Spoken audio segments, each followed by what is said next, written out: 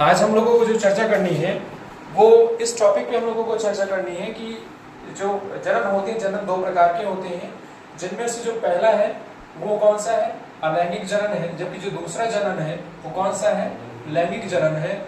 इन दोनों के बारे में थोड़ी थोड़ी हम लोगों को पहले जानकारी प्राप्त करनी है, तत्पश्चात इनका हेडिंग डालकर हम लोगों को थोड़ा सा आगे बढ़ जाना है।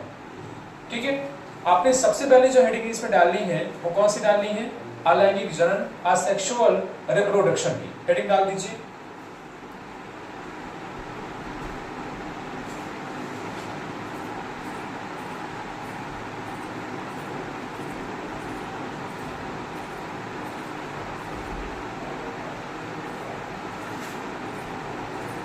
तो अलैंगिक जनन में हम दो तरह की परिभाषाएं इसमें स्पष्ट करेंगे। पहले प्रकार की परिभाषा लिख लीजिए,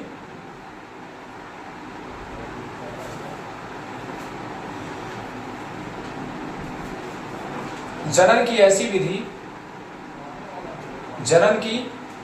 विधि जिसमें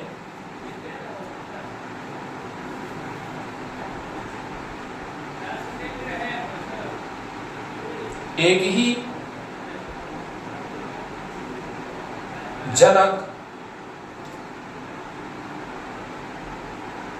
आवश्यक होता है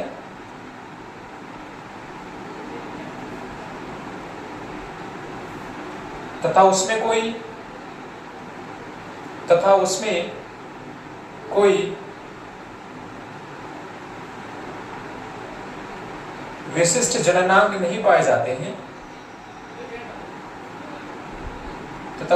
विशिष्ट जननांग नहीं पाए जाते हैं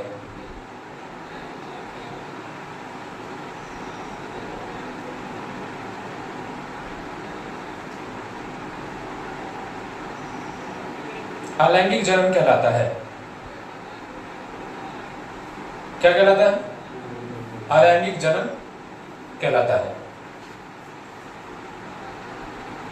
हम इसमें पहले भी चर्चा कर चुके हैं कि अलैंगिक जनन में क्या होता है, सिर्फ एक ही जनक की आवश्यकता होती है। जो पेरेंट होते हैं कितने होते हैं, सिर्फ एक होता है।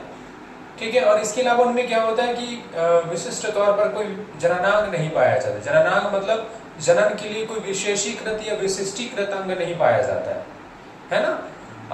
जो इस प्रकार जो जीव होते हैं, उदाहरण के तौर पर जैसे कोई पौधा ही है, क्या कोई पौधा है, कई सारे ऐसे पौधे होते हैं कि जिनमें पत्तियों से भी क्या होते हैं, पौधे उगाते हैं, नए पौधे जो हैं जो नई संतति है वो उगाती है। मतलब स्पेशल ऐसा नहीं होता है कि ये जो पोर्शन है ये जननांगों के लिए, जनन के लिए उपयुक्त है, रिप्रोडक्शन के लिए पूरी तरीके से डेडिकेटेड, ऐसा नहीं होता। क्यों राज, ठीक है ना।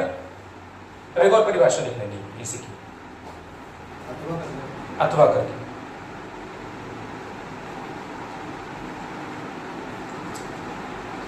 लिखिएगा, जनन की ऐसी विधि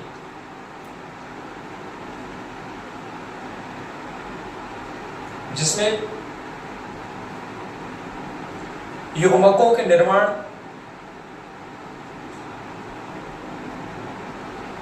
एवं संलयन के बिना ही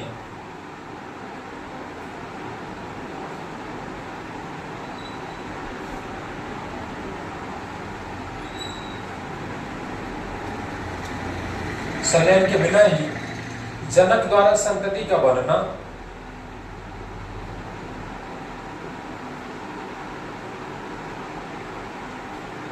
होता है।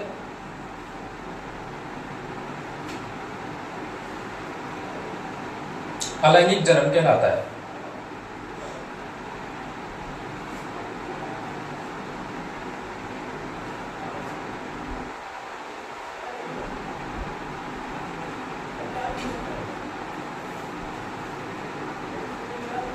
ठीक है, अब इसमें दो शब्द और दो और परिभाषा लिखनी है। एक परिभाषा लिखनी है क्लोन की, और दूसरी परिभाषा जो लिखनी है वो रैमेट की लिखनी है। किसकी लिखनी है, एक परिभाषा किसकी है, क्लोन की, और दूसरी परिभाषा का है रैमेट की। तो क्लोन का मतलब ये होता है कि जब एक ही जनक से प्राप्त जो समरूप संततियां होती हैं, समरूप मतलब एक जैसे रूप वाली संततियां होती हैं, तो उनको क्या कहते हैं, क्लोन कहते हैं। तथा क्लोन के प्रत्येक सदस्य को रैमेट कहा जाता है। क्या? एक ही जनक से प्राप्त समरूप संततियों को क्लोन कहते हैं।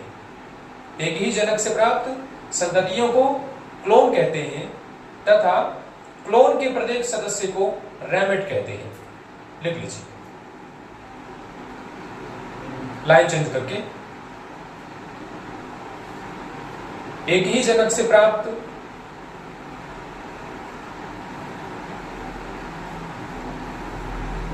समरूप संततियों को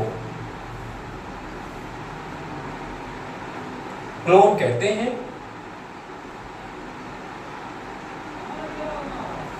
तथा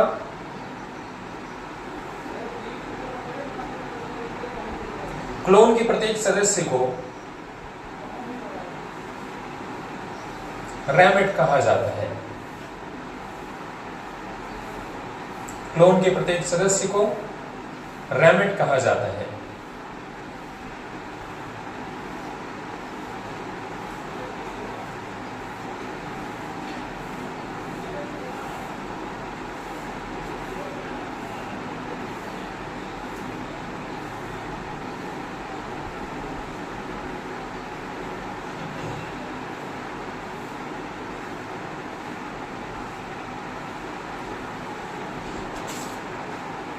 अब एक सवाल इसमें एक उठा करता है कि जो अलैंगिक जनन मुख्य रूप से किन में पाया जाता है ना? अलैंगिक जनन के लिए आपको बता दें कि जो असेक्सुअल रिप्रोडक्शन जो होता है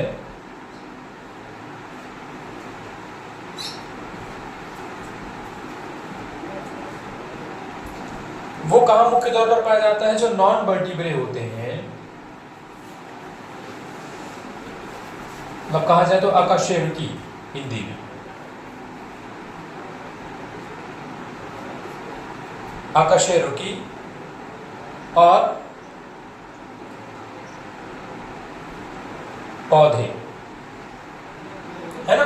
उनमें क्या है कि अलैंगिक जनन मुख्य तौर पर पाया जाता है। वहीं पर जब देखा जाता है कि सेक्सुअल रिप्रोडक्शन के रिलेटेड जब देखा जाता है तो जो लैंगिक जनन होता है वो किन में पाया जाता है? तो बात की जाती है जब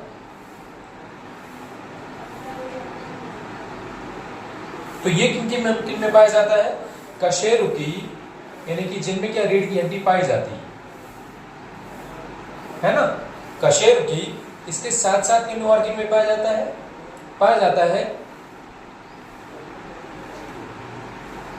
मोलस्का के जो प्राणी हैं, मोलस्का के अंतर्गत। इसी तरह से आर्थ्रोपोडा में जो होते हैं जीव पाए जाते हैं, उनमें लैंगिक जनन मुख्य तौर पर उपस्थित होता है। ठीक है, इसको भी लिख लीजिए।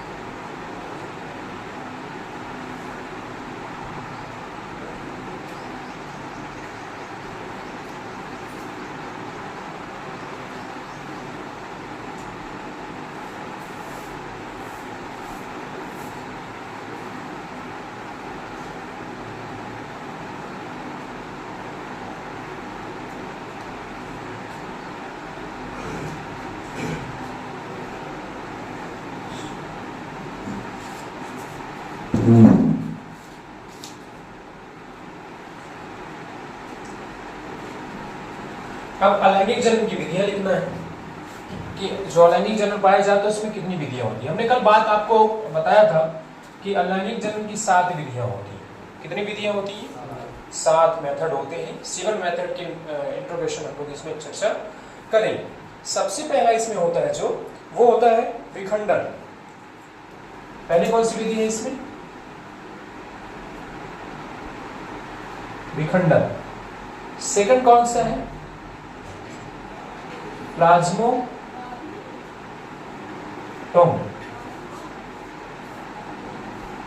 विखंडन को अंग्रेजी में कहते हैं फिशन, और प्लाज्मोटोमी तो है ही इंग्लिश शब्द। ठीक है, तीसरा कौन सा है? मुकुलन। तीसरा कौन सा है? मुकुलन को अंग्रेजी में कहते हैं बडिंग। मुकुलन को क्या कहते हैं अंग्रेजी में? बडिंग। इसी प्रकार से चौथा जो है तो वो है बीजाणु जनन। चौथा कौन सा है? बीजाणु जनन।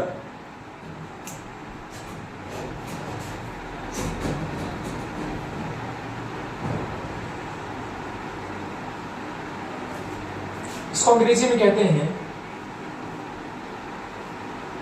स्पोरुलेशन।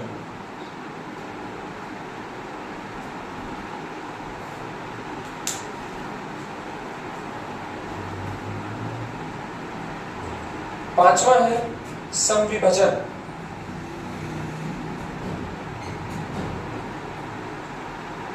इसको खंडन भी कहा जाता है।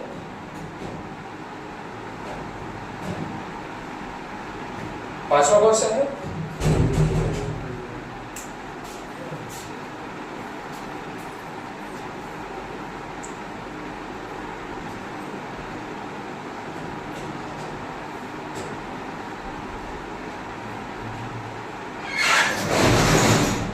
अंग्रेजी में इसको कहते हैं फ्रैगमेंटेशन।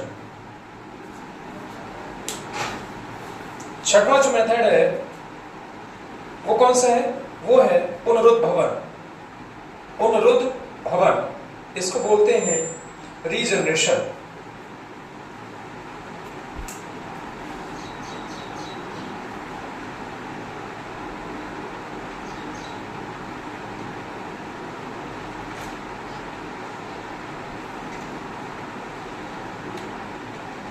रीजनरेशन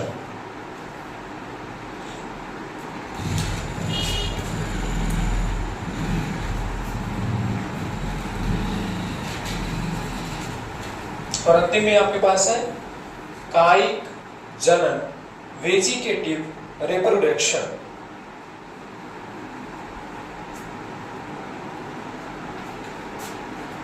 सातवां कौन सा है?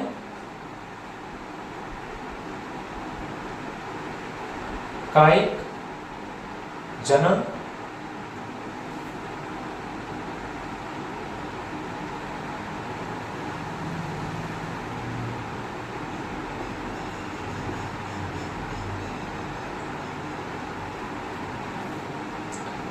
ठीक है ना?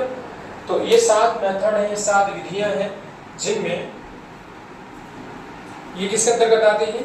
अलैंगिक जनन के अंतर्गत आती है। इन 7 विधियों के माध्यम से अलैंगिक जनन की प्रक्रिया पूर्ण होती है। अब हम जो आगे अध्ययन करने वाले हैं, हम इसी का अध्ययन करने वाले हैं। इसके अलावा हम किसी का अध्ययन अभी कुछ समय के लिए नहीं करेंगे।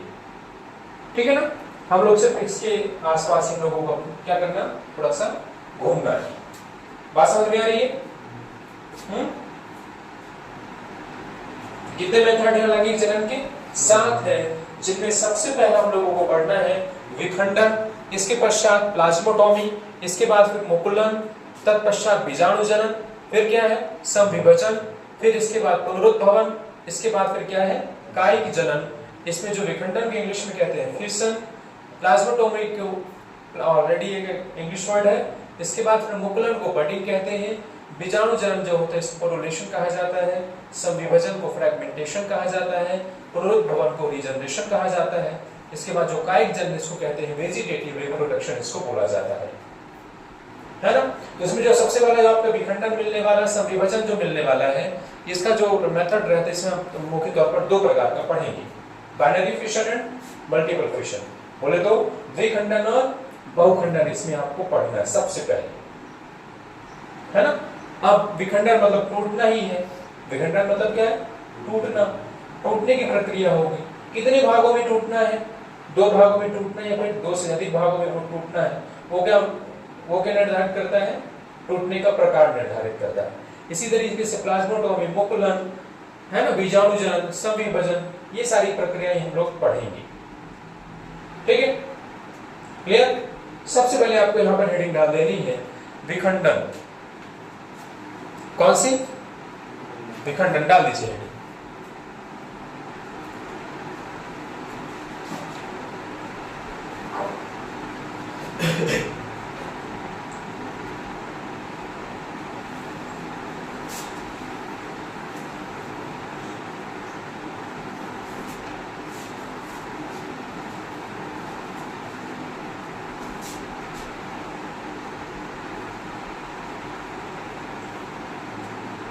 ठीक है, हेडिंग पड़ गई। ये जो मेथड होता है, तो एक कोशिकीय जीव जैसे जीवाणु और प्रोटोजोन्स में ये जो आम है, ये जो विधि है जनन की विधि, वो कैसी है? वो कॉमन है। किसमें? प्रोटोजोआ और जीवाणुओं में ये विधि मुख्य तौर पर किसमें? प्रोटोजोन्स एंड बैक्टीरिया में ये मेथड क्या है? कॉमन। किसमें? Protozoans and bacteria. इसमें क्या होता है कि जो जीव का शरीर होता है, वो जीव का शरीर 2 या अधिक भागों में टूट जाता है, और टूट करके जो नए भाग हैं वो क्या करते हैं? नई संततियों का निर्माण करते हैं। इसमें क्या होता है कि जीव का जो शरीर है 2 या अधिक भागों में क्या हो जाता है? वो खंडित हो जाता है, टूट जाता है, और टूटने के पश्चात नई प्रकार के संततियों का निर्माण होता है। चलिए लिख लीजिए सबसे पहले रिंग डालकर।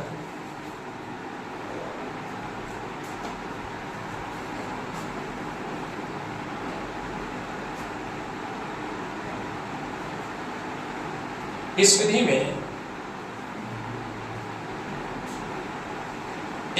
विधि में जनक का शरीर 2 लगभग समान भागों में बंट जाता है। इस विधि में जनक का शरीर लगभग 2 समान भागों में बंट जाता है,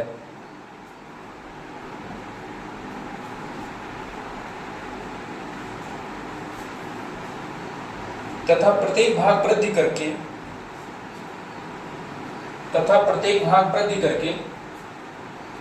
जनक के समान नए जीवों का निर्माण करता है। तथा प्रत्येक भाग वृद्धि करके जनक के समान नए जीवों का निर्माण करता है।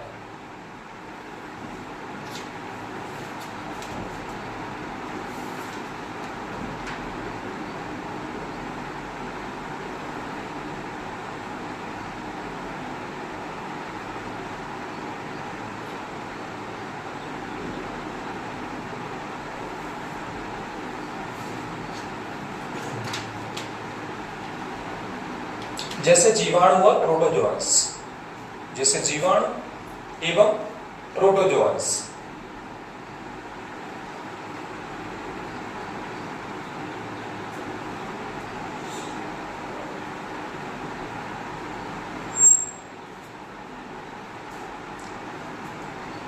ठीक है, जैसे जीवाणु है, प्रोटोजोआंस।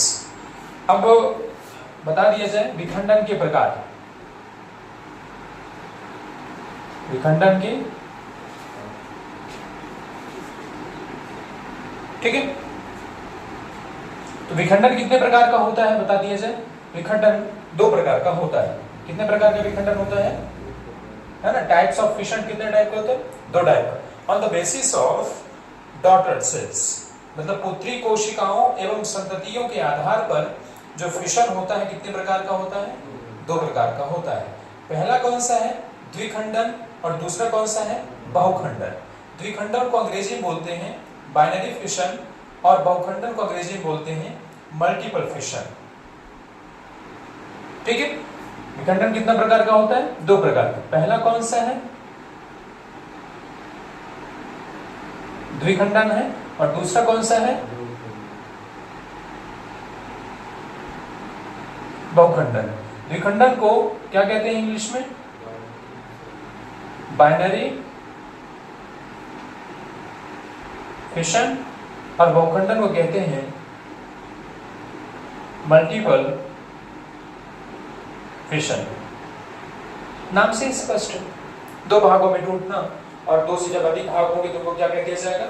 बहु कह दिया जाएगा, है ना? जब संख्या 2 से अधिक होगी तो उसको क्या कह देंगे? बहु कह देंगे।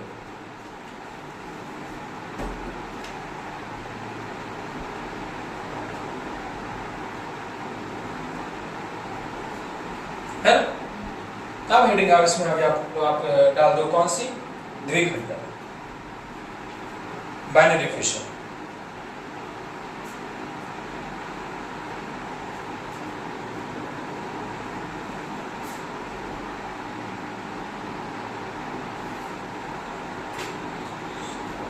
इसमें एक समझने वाली बात ये है कि जो द्विखंडन करने वाले जो जीव होते हैं, द्विखंडन के माध्यम से जो जन्म करने वाले जीव होते हैं, उनको प्रायः अमर कह दिया जाता है। हम पहले भी इसके बारे में चर्चा कर चुके हैं।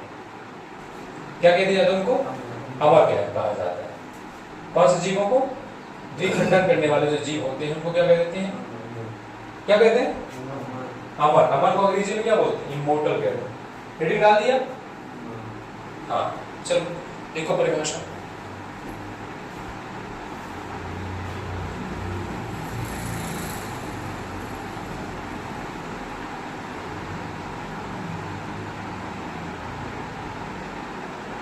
विखंडन का ऐसा प्रकार जिसमें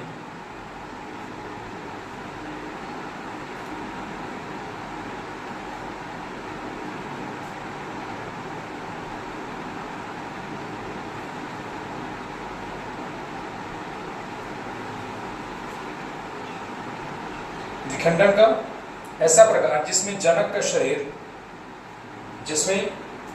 का शरीर आसूत्री अथवा समसूत्री, आसूत्री अथवा समसूत्री विभाजन द्वारा, आसूत्री अथवा समसूत्री विभाजन द्वारा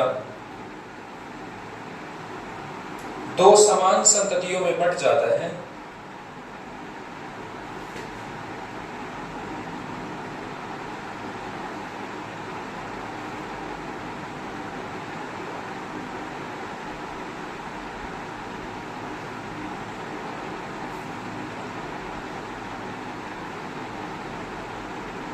क्या लिखो? असूत्री अथवा समसूत्री विभाजन द्वारा दो समान संततियों में बढ़ जाता है, द्विखंडन कहलाता है।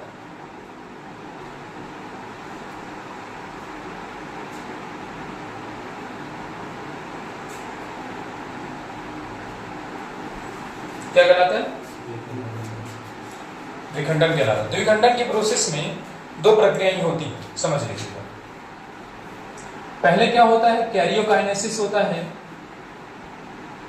कौन सी प्रक्रिया पहले होती है? कैरियोकाइनेसिस होती है। इसके बाद फिर कौन सी प्रक्रिया होती है? साइटोकाइनेसिस की प्रक्रिया होती है। अब कैरियोकाइनेसिस की प्रक्रिया क्या होती है कि किसी भी कोशिका के अंतर्गत जब केंद्रक विभाजन होता है, कैरियोकाइनेसिस कौन सा है? कौन सी प्रक्रिया है? केंद्रक विभाजन की प्रक्रिया क्या कहलाती है? कैरियोकाइनेसिस कहलाती है। ठीक है। जबकि कोशिका विभाजन की जो प्रक्रिया है उसको क्या कहते हैं? साइटोकाइनेसिस कहा जाता है। जो कोशिका जब विभाजन होगा वो जो प्रक्रिया रहेगी उस प्रक्रिया को क्या कहेंगे? साइटोकाइनेसिस कहते हैं। और जब केंद्रक विभाजन होता है उसको कहते हैं कैरियोकाइनेसिस। ठीक है। तो द्विखंडन के अंतर्गत, विखंडन के अंतर्गत जो आप देख रहे हैं, द्विखंडन देख रहे हैं, द्विखंडन जो पढ़ रहे हैं, उस प्रक्रिया के अंतर्गत पहले जो प्रक्रिया होती है वो कैरियोकाइनेसिस होती है, तत्पश्चात इसमें होती है साइटोकाइनेसिस। तो कैरियोकाइनेसिस के कौन सी प्रक्रिया है उसको क्या बोलते हैं? कोशिका का केंद्रक विभाजित होता है, तत्पश्चात कोशिका विभाजित होती है। सबसे पहले क्या होगा? इसका न्यूक्लियस जो होगा, न्यूक्लियस क्या होगा? डिवाइड होगा। देन उसके बाद फिर क्या होगा? सेल डिवीजन होगा, पाया जाता है द्विखंडन की प्रक्रिया के अंतर्गत। ठीक है। अब होता क्या है? अब इसमें थोड़ा सा और है, फर्दर इसको हम लोगों को क्लासिफाई करना है कि मतलब जो द्विखंडन होता है, द्विखंडन को भी अभी विभाजित करना है। विभाजन किस आधार पर होना चाहिए? इस आधार पर हम लोग करेंगे कि कोशिका के विभाजन तल के आधार पर जो है, तो हम लोग अभी इसको और बांटने वाले हैं। इसको द्विखंडन। ठीक है, चलिए लिख लीजिए। पहले तो प्रक्रिया लिख लीजिए जो हमने बताई कि कैरियोकाइनेसिस और साइटोकाइनेसिस, तत्पश्चात अन्य प्रक्रियाओं पर हम विचार करते हैं।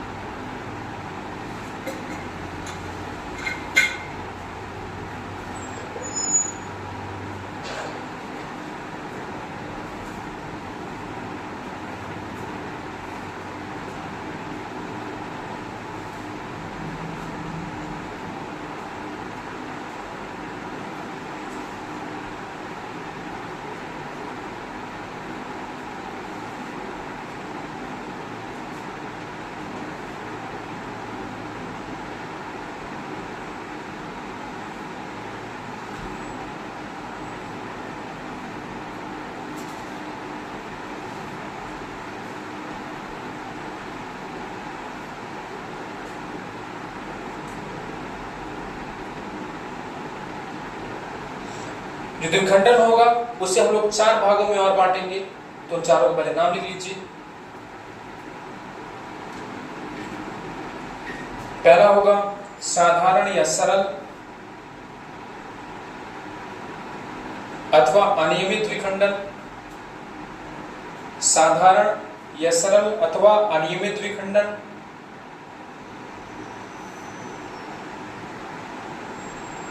इसको अंग्रेजी में कहा जाएगा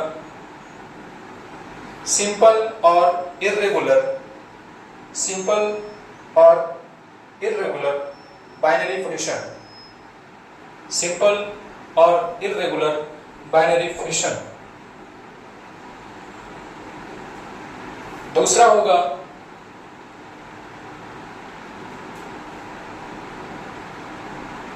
अनुप्रस्थ द्विखंडन, अनुप्रस्थ द्विखंडन। इसको कहते हैं ट्रांसवर्स फिशन।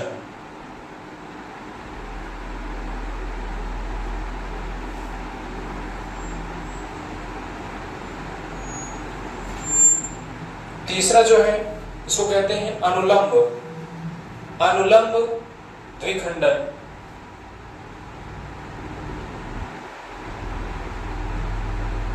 इसको कहा जाता है longitudinal, longitudinal fission, longitudinal fission, longitudinal fission. चौथा है तिर्यक द्विखंडन, तिर्यक द्विखंडन।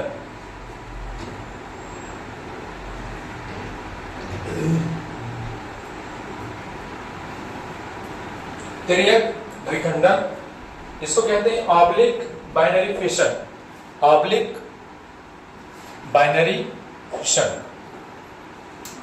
मतलब हमने क्या किया अभी, हमने इसमें क्या किया कि द्विखंडन को भी अभी 4 भागों में विभाजित कर दिया है। पहला कौन सा है? सबसे पहला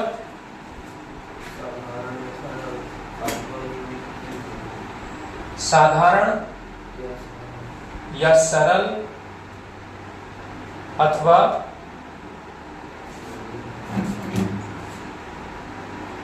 अनियमित। दूसरा कौन सा है? अनुप्रस्थ। तीसरा कौन सा? अनुलंब। चौथा कौन सा है? तिर्यक, है ना। साधारण को आपको पता है कि इसको क्या कहते हैं? सिंपल और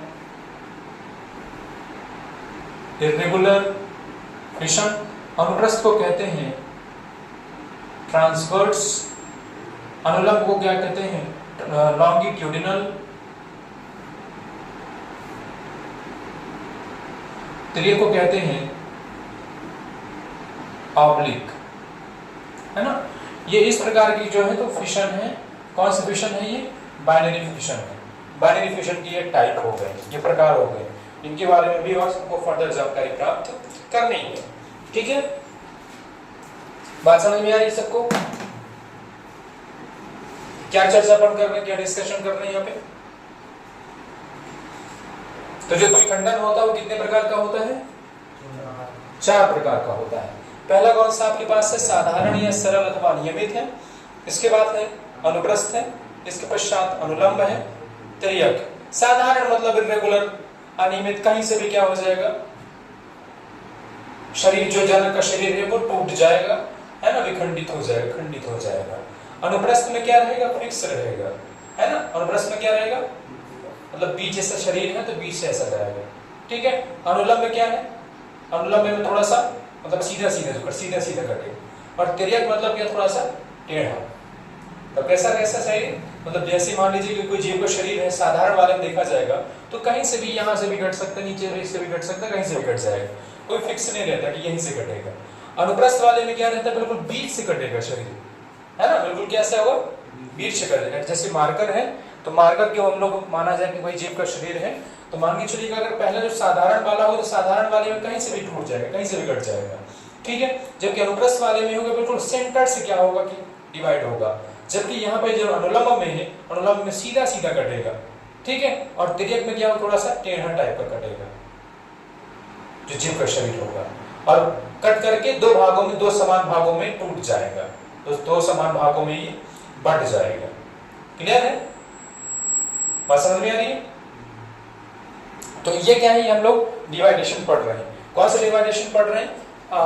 है ना, द्विखंडन का। क्यों, समझ में आ रहा है कि नहीं आ रहा है? राज भैया कोई दिक्कत नहीं? वाह, बिना परेशानी की चीज है। अद्भुत। विशेष जानकारी हम लोग क्या करेंगे? कल प्राप्त करेंगे। ठीक है।